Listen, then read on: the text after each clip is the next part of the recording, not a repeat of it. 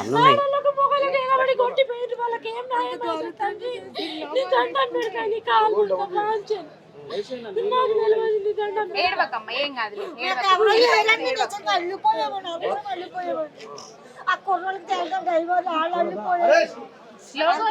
పెడితే లోపల పెట్టి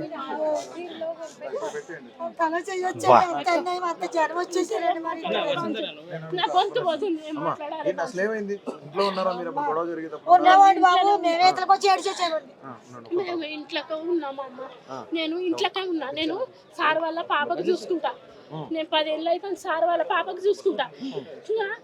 అది మా మేడం దీపాలు ముట్టించి కుంకుమ ఇచ్చి పావన్ మేడం కీపో అని ఇచ్చింది. ఇస్తే నేను ఆ పావన్ మేడంకి ఇస్తా అని వచ్చిన వాళ్ళు రౌతులు రాజులు అవి ఇవి పట్టుకొని వచ్చిర్రు అన్న. వచ్చి ఆ తెల్ల పంజాబ్ డ్రెస్ వేసుకున్నది.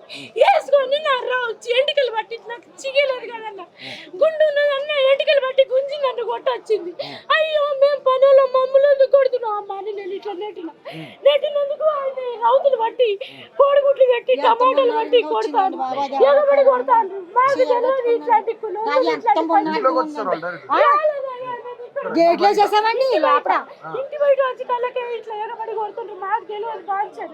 మా సారు, మా మేడం, మా పాప నాకు కన్న బిడ్డలాగా, ఒక చెల్లెలాగా, ఒక తల్లిలాగా చూసుకుంటారు. బట్టలని, సొమ్ములని, నగలని ఏదంటే అది కొనిస్తారు. మాకు ఎప్పుడు ఇబ్బంది పెట్టలే. మాకు తెలియదు బాధ్యత. వీళ్ళు ఇట్లా ఎగబడి కొడతారు అని మా ఇంటికి ఎవ్వరు ఏమీ రాలేదు బాధ్యత. ఇదే ఫస్ట్ మా కుర్రోళ్ళు డ్రైవర్ల కుర్రోళ్ళు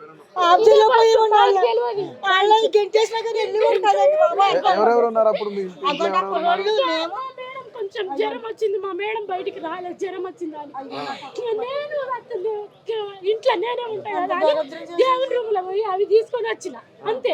పావని మేడంకి ఇచ్చి నేను పోతానని పోతున్నా. వచ్చి నన్ను రోజులు పట్టుకొని ఈ ఎంటికలు బట్టి గుంజి కొడుతుంది. నేను పని